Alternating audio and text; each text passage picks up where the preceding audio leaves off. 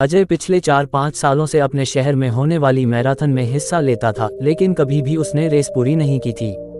पर इस बार वह बहुत एक्साइटेड था, क्योंकि पिछले कई महीनों से वह रोज सुबह उठकर दौड़ने की प्रैक्टिस कर रहा था और उसे पूरा भरोसा था कि वह इस साल की मैराथन रेस जरूर पूरी कर लेगा।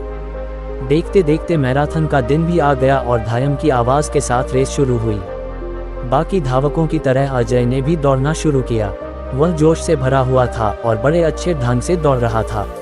लेकिन आधी रेस पूरी करने के बाद अजय बिल्कुल थक गया और उसके जी में आया कि बस अब वहीं बैठ जाए। वह ऐसा सोच ही रहा था कि तभी उसने खुद को ललकारा, रुको मत अजय, आगे बढ़ते रहो। अगर तुम दौड़ नहीं सकते तो कम से कम जॉग करते हुए तो आगे बढ़ सकते हो, आगे बढ़ो। और अजय पहले की अपेक्षा धीमी गति से आगे बढ़ने लगा।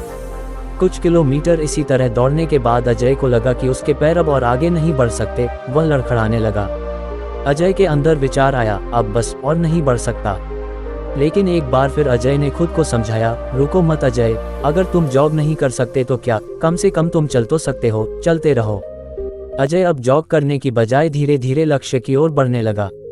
बहुत से धावक अजय से आगे निकल चुके थे और जो पीछे थे वे भी अब आसानी से उसे पार कर रहे थे। अजय उन्हें आगे जाने देने के अलावा कुछ नहीं कर सकता था। चलते चलते अजय को फिनिशर पॉइंट दिखने लगा, लेकिन तभी वह अचानक से लड़खड़ा कर गिर पड़ा। उसके बाएं पैर की नसें खींच गई थीं। अब कुछ भी हो जाए मैं आगे नहीं बढ़ सकता, जमीन पर पड़े पड़े अजय के मन में ख्याल आया।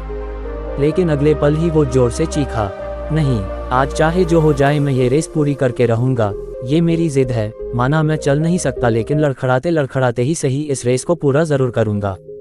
अजय ने साहस दिखाया और एक बार फिर असहनीय पीड़ा सहते हुए आगे बढ़ने लगा। और इस बार वह तब तक बढ़ता रहा जब तक उसने फिनिशर लाइन पार नहीं कर ली।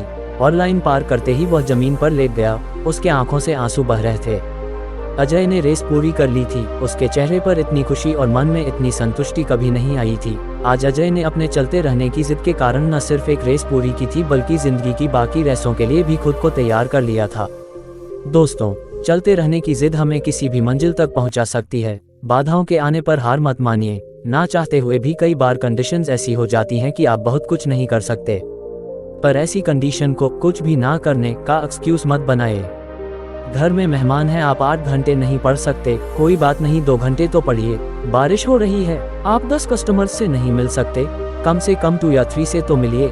एकदम से रुकिए नहीं, थोड़ा थोड़ा ही सही आगे तो बढ़िए। और जब आप ऐसा करेंगे तो अजय की तरह आप भी अपने जिंदगी की रेस जरूर पूरी कर पाएंगे और अपने अंदर उस खुशी, उस संतुष्टि को महसूस कर पाएंगे जो सिर्फ चलते रहने की जिद से आती है। ऐसी शानदार वीडियो देखने के लिए हमारे YouTube चैनल अजय गुरुकुल वाला को सब्सक्राइब करें।